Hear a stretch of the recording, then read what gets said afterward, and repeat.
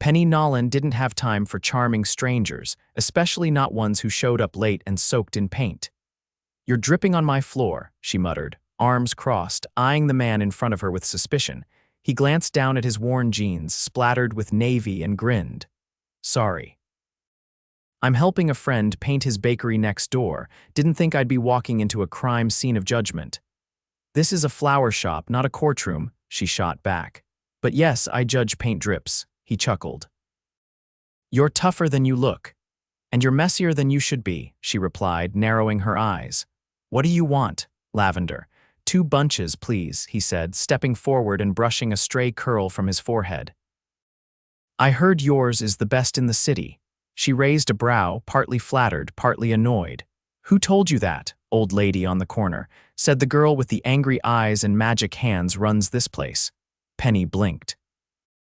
"Angry eyes," her words, not mine. He leaned against the counter, a warm confidence in his posture. She grabbed the lavender from the cooler. "It's $22. He handed her a 20 and a 10. "Keep the change." She hesitated for a second. "Name, Zayden Stone." She paused. "Zayden? Yeah," he smiled. "Weird, right?" "No, just unexpected. You look like a Tyler."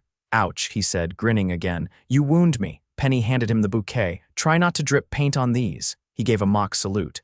"Yes, ma'am," he left with a wink, and she rolled her eyes. But for some reason, she smiled the rest of the afternoon. Zayden came back the next day. This time he was clean, wearing a fitted black tee and jeans. Still casual, but less chaotic. "You again," Penny muttered, rearranging a batch of sunflowers. "I brought coffee as a peace offering." He held out a takeout tray with 2 cups. "You look like someone who runs on caffeine and spite." She stared at the tray. "You don't even know how I take my coffee." "I guessed black. No sugar, no nonsense." She snatched a cup. "Lucky guess." He sipped his own. "I'm good with instincts." She gave him a look. "What do you actually do, Zayden, with the paint?" He shrugged. "A little of this, a little of that." "That's vague. I like to keep things interesting." She narrowed her eyes. "You're not a criminal, are you?" He held up his hands. "Just a guy who likes flowers and good coffee." "Uh-huh." He looked at her as she worked, voice softer now. "You always this guarded," she stilled. "You always this nosy," he smiled. Touché. Over the next few weeks, Zayden kept showing up, sometimes with coffee, sometimes with a weird pastry, once even with a stray kitten he'd found outside and insisted she name. She named it Pickle. They talked about nothing, about everything. He never pushed. He just stayed. And Penny started to feel something she hadn't felt in years. Safe. One rainy Thursday, Penny was closing the shop when the power cut out. The street outside went dark. Thunder rolled. She cursed under her breath, fumbling with her keys. "You okay?" a familiar voice said from behind. She spun around. "Zayden, what are you?" "I was grabbing soup across the street, saw the lights go out," she sighed. "Great, I can't even lock up properly." "Let me help," he said, stepping inside and pulling out his phone for light. He helped her secure the back door, then stayed as she packed up. "You don't have to wait," she said as she zipped her jacket. "I know," he replied. They stepped into the rain together. He pulled off his coat and draped it over her shoulders without asking. She hesitated. "You're going to get soaked." "I can handle rain," he said, his voice quiet. They walked in silence, his coat heavy and warm around her. She noticed his hand brush hers once, then again. The third time, she laced her fingers through his. He didn't say a word, just squeezed her hand. Penny hadn't trusted anyone since her dad left when she was 8. She learned early that people leave, no matter what they promise. So she built walls, made her life small, and never let anyone in. But Zayden didn't ask to be let in. He just showed up, again and again. And slowly, he started to feel like home. One afternoon, she finally asked, "Why do you keep coming back?" He looked up from the bouquet he was clumsily trying to arrange. "I like flowers," he said. She gave him a look. "I like you," he added. She froze. "You don't know me. I know you hate lilies but love ranunculus. I know you hum when you're focused. I know you pretend to be annoyed when I show up, but you smile when you think I'm not looking." He paused. "And I know I've never met anyone like you." She stared at him, stunned. He stepped closer.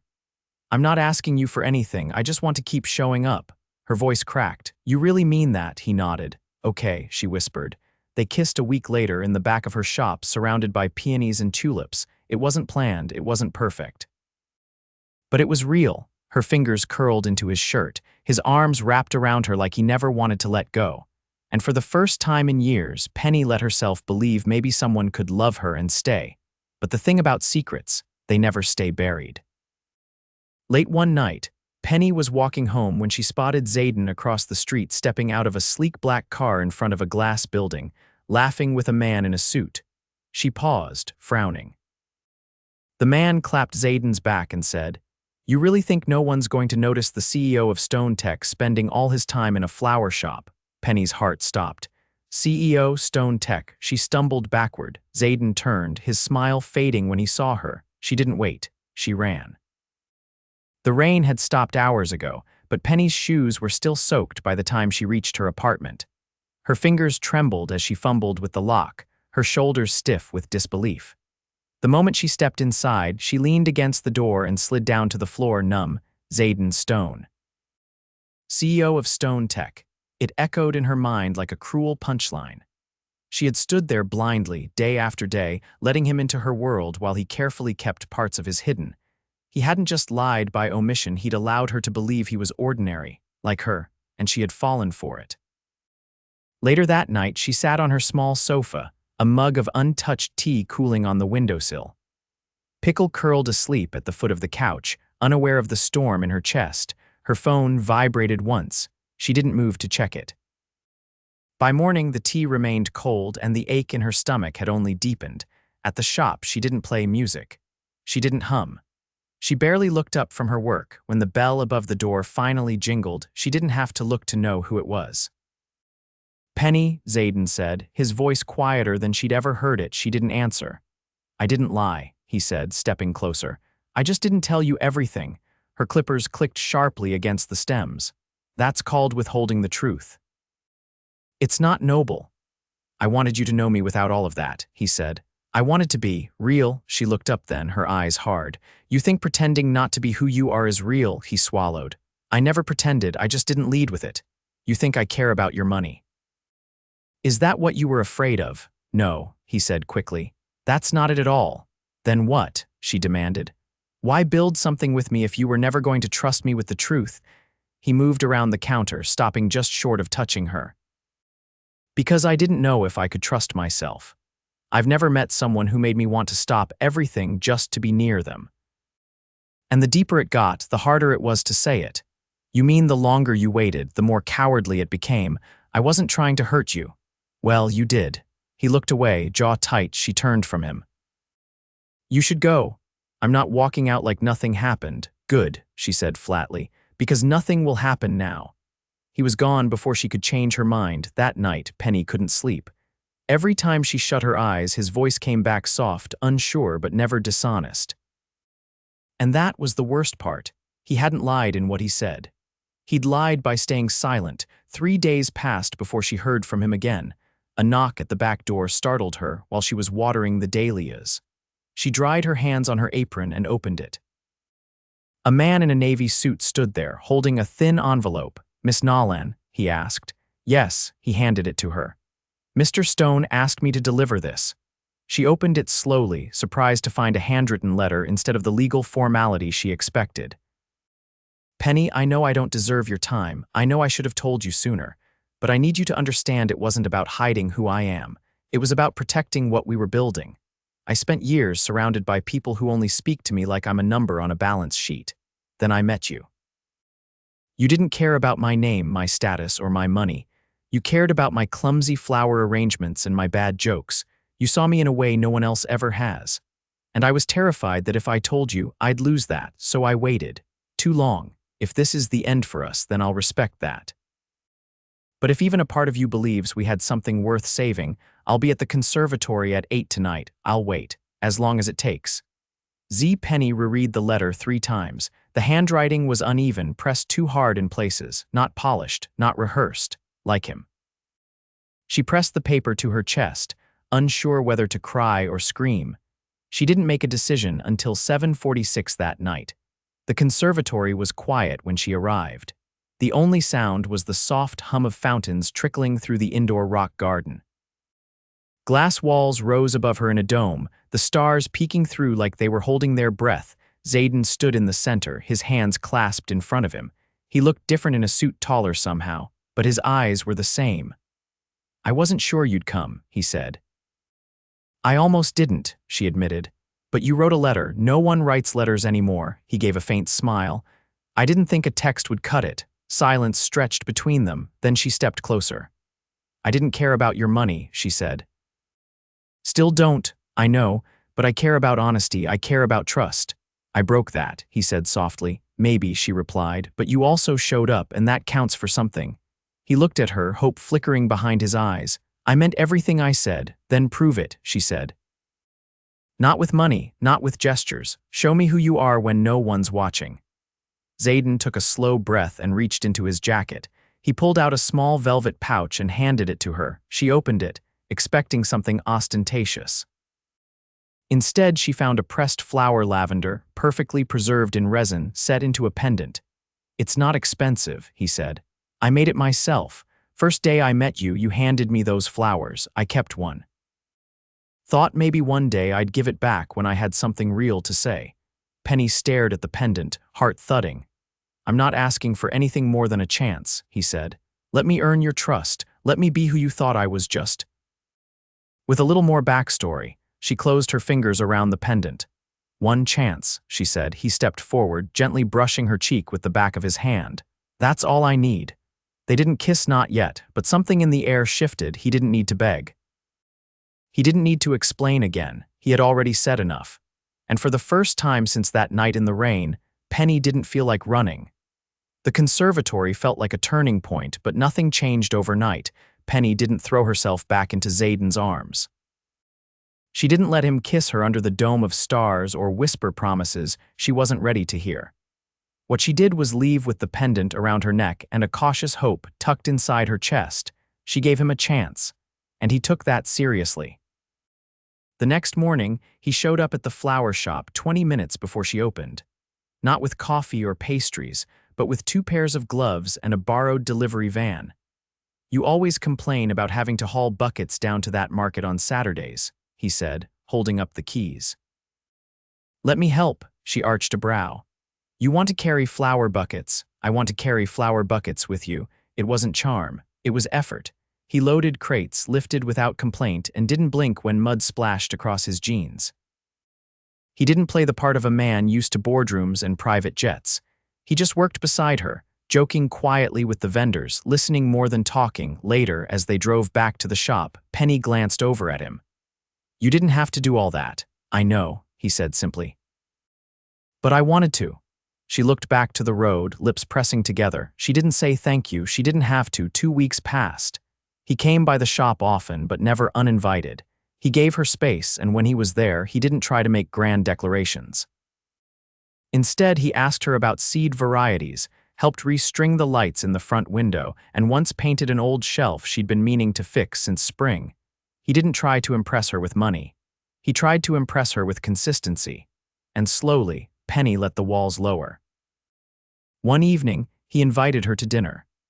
Not a 5-star rooftop or a private chef situation, just a quiet reservation at a small Italian place tucked between a bookstore and a gallery.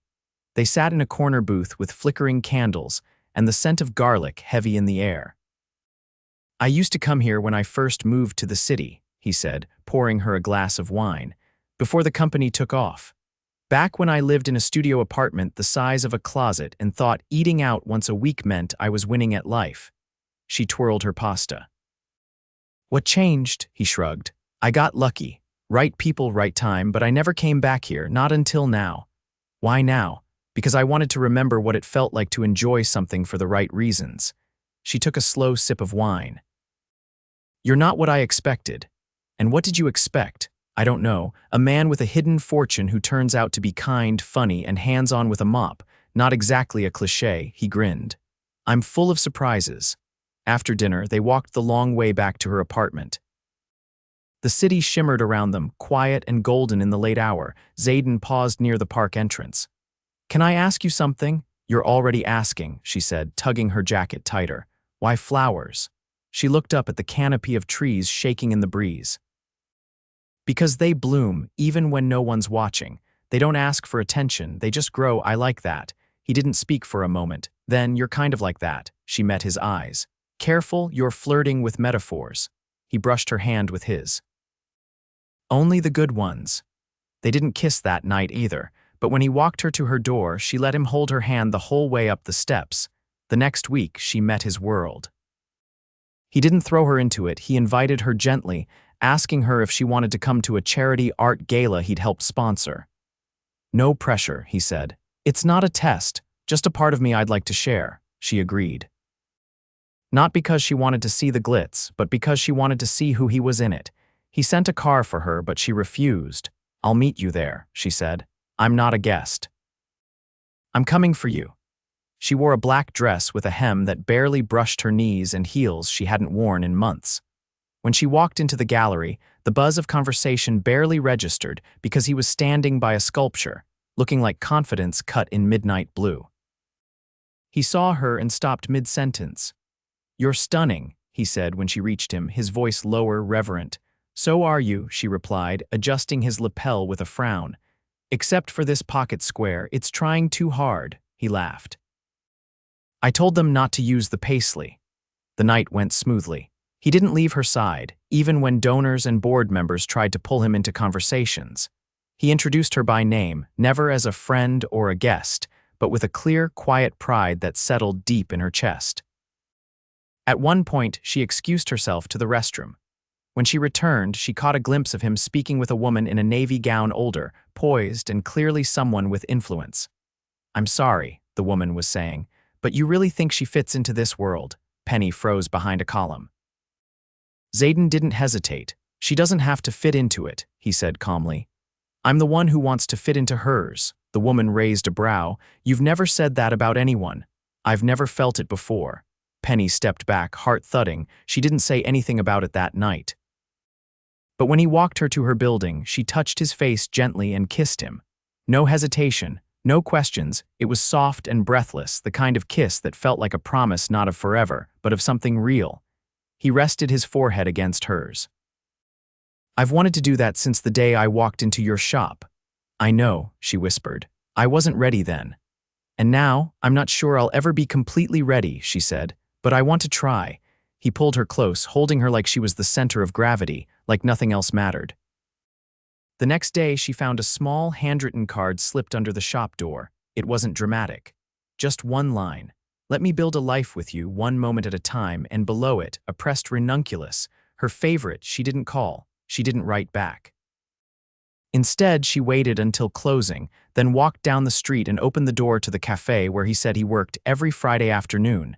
He was there, laptop open, sleeves rolled, hair slightly mussed. She sat across from him. "You didn't bring coffee," he said with a grin. "I brought something better," she replied. "What? Myself." He reached across the table and took her hand. Neither of them said anything for a long time. They didn't have to. This wasn't a fairy tale. It was something better. It was real. The first real test of what they were building together came quietly, without drama, without warning, just a slow, creeping realization that the two lives they lived didn't always align. It started with a calendar conflict. "I can't make it to the vendor's showcase next Tuesday," Penny said as she clipped a list to the corkboard beside the register. "I need to prep those centerpiece samples for the Langford wedding. And the tulips still haven't come in." Zayden leaned against the counter, his phone in hand, brow furrowed.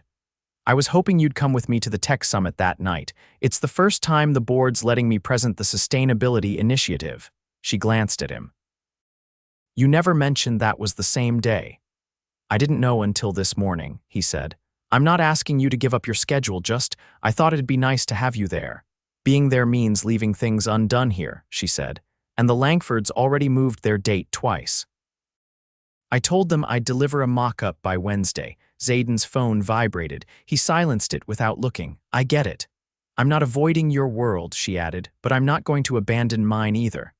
"I know." He nodded, but his eyes didn't quite meet hers. "It's just, I want them to see what I see." He didn't push it further, but even after he left, the air in the shop felt different, charged, uncertain. They weren't fighting, but they were feeling the edges of each other's lives, the borders where compromise wasn't always clean. Penny didn't attend the summit. Zayden didn't ask again. Instead, he sent a photo the next night, his name glowing on a sleek presentation screen, a crowd below clapping, no caption. Just the image. She stared at it for a long time, unsure if she felt proud or guilty. That weekend, she invited him to the shop's community planting day, an annual event she'd started after her mother's passing. Families came to plant herbs and flowers in wooden planters lining the sidewalk. For her, it was sacred. Zayden arrived 2 hours before the first family did, sleeves rolled, hair tousled, and a crate of gardening gloves tucked under one arm. "You remembered," she said, surprised. "I didn't forget." He spent the entire day helping children dig holes for mint sprigs, teaching an elderly man how to properly plant basil, and even fixing the broken corner of a planter without being asked. He didn't flinch when dirt streaked his jeans or when a toddler smudged chocolate ice cream across his shirt. Late in the afternoon, as the last of the volunteers packed up, Penny handed him a lemonade and sat beside him on the curb. "You didn't have to stay all day," she said. Zayden glanced at her. "I wanted to see why this matters to you." And he took a slow sip. "Now I know." She watched him for a moment, then leaned her head against his shoulder. "I didn't go to your summit, I know, I wanted to," she said, "but I panicked. Not because I didn't want to support you, but because I wasn't sure if I'd feel like I belonged." "You would've," he said, "but I get it." "And next time," she added, "I'll try harder," he nodded. "So will I." They sat like that, warm and quiet, the sun dipping low behind the buildings. Neither of them said the word love, but it hung between them, threaded into every silence. 2 weeks later, Penny's world shifted again. Her landlord walked into the shop, eyes darting nervously. "I'm sorry, Penny," he said, twisting his cap in his hands. "But the building's been sold." She stared at him. "What do you mean, new owner?" "They want to convert the ground floor into a high-end cafe. Lease ends in 2 months. You said I had until next year." "I did, but the sale overrides everything." She didn't cry, not then. She nodded, thanked him, and closed early. That night, she didn't tell Zayden. She tried to come up with a dozen solutions, first subletting, moving the shop into her apartment, offering more bouquet deliveries, but none of it made sense. The next evening, he noticed the tension. "You're quiet," he said as they walked through the botanical garden she loved. "I'm thinking." "About?" She hesitated, then looked up. "The shop's being shut down." He stopped walking. "What? They sold the building. I have 2 months. Penny, I don't want a solution," she said quickly. I just needed to say it out loud. He was quiet for a beat. "What if I know a space? Bigger, better foot traffic, same neighborhood," she frowned. "Zayden, I'm not offering charity, I'm offering a chance. You'd pay rent, same as anyone else. But I'd help you transition. I don't want to be tied to you by obligation." "You wouldn't be," he said. "You'd be tied to me because we're in this together. That's what building a life means." She exhaled slowly. "I need to see it first." The next morning, he met her on a quiet street near the farmer's market. The storefront was tucked between a tea shop and a small art gallery. The windows were tall, the space flooded with morning light. "Was this part of your company?" she asked as they stepped inside. "Nope," he said. "It belonged to a friend. He retired. I've been helping him lease it." She ran her fingers over the empty shelves. "It's beautiful. It's yours," he said, "if you want it." She turned to him. "You're sure?" "I want you to bloom wherever you're happiest," he said. "Even if it means investing in soil I'll never touch." That night, she said yes not just to the shop, but to the life they were slowly choosing. Weeks passed. The new space came to life under their shared effort. Zayden didn't just fund the renovation, he helped paint walls, install shelving, and even picked out the new signage, Nolan and Bloom. On the day of the grand opening, she stood beside him in front of the doors, the pendant he gave her glinting against her collarbone. "You nervous?" he asked. She shook her head. Not even a little. The ribbon cut, the doors opened, and the first customer walked in. The shop thrummed with life, all day music playing, flowers being wrapped, laughter echoing against the fresh painted walls. Just after closing, Penny stepped outside to breathe in the evening air. Zayden joined her, slipping his hand into hers. "I have one more surprise," he said. She turned to him, curious. He reached into his pocket, but it wasn't a velvet box. It was a folded document, an ownership agreement. "You're the sole proprietor," he said. "I just helped find the keys." Her throat tightened. You didn't have to, I wanted to, he said, because this was never about what I could give you. It was about what we could build together.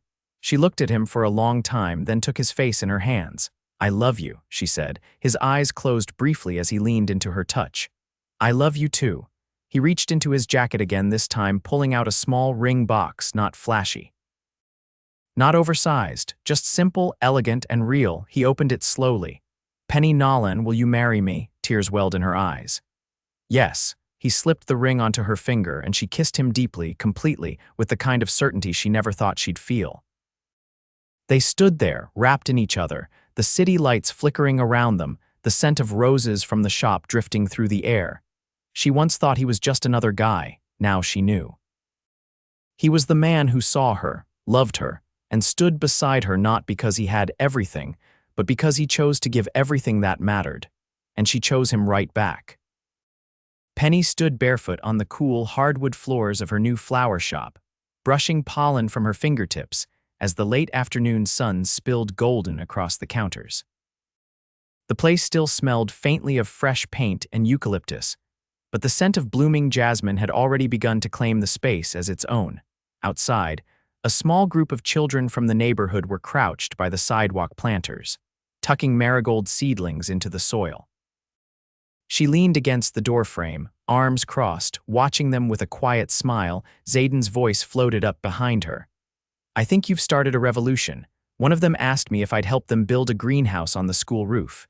She turned. You said yes, didn't you? I said I'd think about it while clearing out my calendar for the next 3 Saturdays. He walked toward her, sleeves rolled, tie missing, and a streak of chalk on his wrist. They cornered me with cupcakes and blueprints. Penny stepped aside so he could stand beside her. They're relentless. Like someone else I know, she nudged him with her elbow. You love it. I do, he said, gaze softening as it met hers.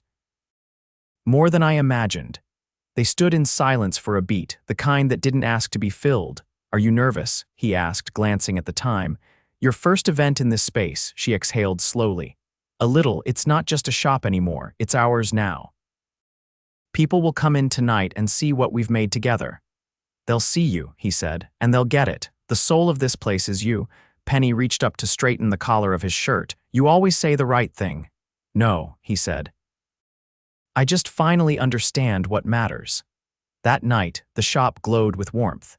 Tiny lanterns lined the windows, and soft string music floated through the air. Guests wandered through the space, sipping sparkling lemonade, admiring the arrangements and lingering near the herb wall Zayden had built by hand. Penny moved with purpose, greeting people, answering questions, and guiding them through the story of the shop. She felt the weight of expectations, but also the lightness of pride. This was hers. Not just a dream, but something fully built from the roots up. As the evening unfolded, a woman in a tailored navy coat approached the counter. Her hair was silver and swept into a smooth chignon, her hands resting lightly on a cane with a carved rose for a handle. You're Penny Nolan, she said. Yes, welcome. I knew your mother, the woman said. We taught at the same school. She used to bring in potted plants around exam season. Said color helped the children breathe. Penny's throat tightened. That sounds like her. She'd be proud of this, the woman said, gesturing around. And of you? Thank you, Penny whispered, pressing a hand to her chest. Later, when the last guest had gone and the lanterns had dimmed to a quiet glow, Penny sat on the floor with Zayden, her head resting on his shoulder. She would have loved tonight, she said. She would have loved you, he replied. Penny pulled her knees up, arms wrapped around them. You know, I used to think I'd grow old alone, not in a sad way, just quietly. I thought I'd always be okay with that. Zayden laced his fingers with hers. And now, I can't imagine a single season without you. He turned toward her, brushing a thumb along her cheekbone. I never expected to find this. I was chasing everything and none of it felt whole until I met you. She looked up at him, eyes shining. We're not perfect, no, he said, but we're real. And I'd choose real with you every single time. They kissed then, slow and certain, no longer cautious or uncertain. The kind of kiss that said they had already chosen forever, long before the question was asked. A week later, they took a weekend off. Penny had never closed the shop for more than a day, but Zayden insisted. You need air, he told her. and I want to take you somewhere." The drive was long and winding, past vineyards and sleepy hills, until they reached a small cottage nestled beside a lake. The place was quiet, the kind of quiet that peeled stress from your bones. "This is beautiful," she said, stepping out and breathing in the pine-laced air. "My grandparents used to bring me here as a kid," he said. "I haven't been back in years." Inside, the cottage was rustic but cozy. Penny wandered to the fireplace, where a row of old photographs lined the mantel. "You looked like trouble at 10, she said, holding up a frame. "I was," he admitted. "I once tried to build a raft out of fence planks and nearly floated into the reeds." "Dare I ask what happened?" My grandfather tied a rope to my ankle. She laughed, the sound echoing off the beams. "Smart man." They spent the weekend wrapped in blankets, reading, cooking, and learning the quiet rhythm of each other's company without distraction. No meetings, no deliveries, no shop bells, just them. On the second night, as they watched the sun dip below the lake's edge, Penny turned toward him. "I think I was afraid of happiness for a long time," she said. "Like if I let it in, it would vanish." Zayden held her hand tighter. "It won't. You can't promise that." "No," he said. "But I can promise I'll be here, no matter what changes." She leaned her head against his shoulder. "Then I'll stop being afraid." When they returned to the city, Penny was different, lighter, more grounded. She took on new projects at the shop, introduced a small workshop series, and even partnered with a local school to help students grow their own balcony gardens. Zayden, true to his word, stepped back from the chaos of Stone Tech. He appointed a new operations lead and focused on a foundation he'd been dreaming of for years, one that connected underfunded communities with urban gardening resources. They didn't talk about the wedding. Not yet. The ring on her finger was enough for now. One evening, Penny stood on the rooftop of their shared apartment, watching the city lights flicker like fireflies. Zayden came up behind her, wrapping his arms around her waist. "I've been thinking," he said. "Dangerous," she teased. "I want to build something else." "With you," she tilted her head back. "We already built a life." "I want to fill it," he said, "with moments, with purpose." She turned in his arms. "Like what?" He reached into his pocket and pulled out a folded piece of paper. It was a list, not typed, handwritten. "Places we haven't been," he said. "Things you've never tried, foods we haven't cooked, people we want to help, a life list." She unfolded it, scanning the first few lines: build a rooftop garden, take a train across Europe, fund a community greenhouse, dance in the rain, grow old together. She looked up at him, speechless. "We don't have to do them all," he said, "but I want to try, with you." Penny nodded, tears in her eyes. "Then let's begin." And they did. They danced in the rain that night, barefoot on the rooftop, laughing like children under the open sky. The next morning, they planted the first seeds in their rooftop garden, not because they had to, but because they could. Because this wasn't just a love story anymore. It was a life fully lived, hand in hand, root to bloom.